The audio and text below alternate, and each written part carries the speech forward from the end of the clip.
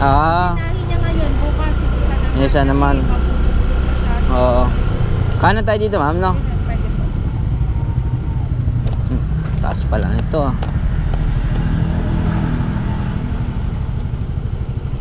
Masipag pala yung pamangkin nyo.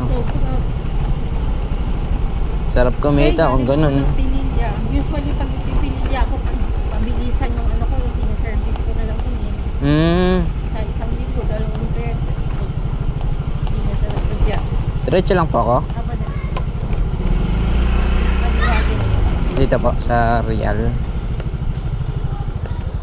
dalas ang daan natin, Marilaki.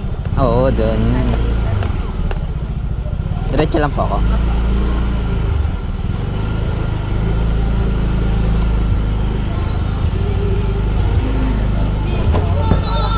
Ito po.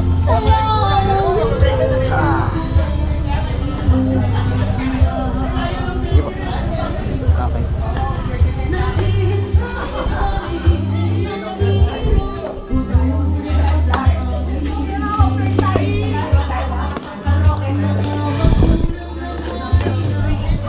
Ito.